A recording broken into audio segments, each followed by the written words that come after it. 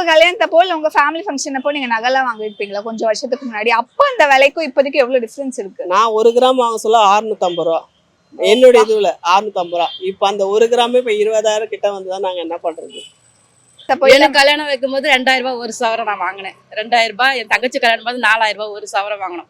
இப்ப விற்கிற விலைவாசிக்கு ஒரு அரை கிராம் கூட குழந்தைக்கு ஒரு ஃபங்க்ஷன் பண்ண விட ஒரு அரை கிராம் போட முடிய மாட்டேங்குது. இப்போ அந்த அளவுக்கு இப்படி ரேட் இது இந்த ஒரு வருஷத்துக்குள்ள இன்னும் ஏறிட்டே இருக்கு, இன்னும் ஏறிட்டே இருக்கும்ன்றாங்க. வெள்ளியும் அதுக்கு மேல ஏறிட்டே இருக்கு. வாங்கவே முடியல. இப்ப வைக்கிற பசங்களை வச்சு நம்ம என்ன பண்றதுன்னு தெரியல. பொம்பளை பசங்க எனக்கு இருக்காங்க. நானும் இப்போ கல்யாணம் பண்ணணும்னா நான் வீட்டு வேலை செஞ்சுட்டு வர 10,000 சம்பளம் வாங்கினேன். இந்த 10,000 வச்சு நான் கல்யாணம் பண்ண முடியுமா? பண்ண முடியாது. எப்படி பண்ண முடியும் சொல்லுங்க? கடன் வாங்கி கூட பண்ண முடியாது. கடன் கூட எப்படின்னா நம்பி தருவாங்க சொல்லுங்க?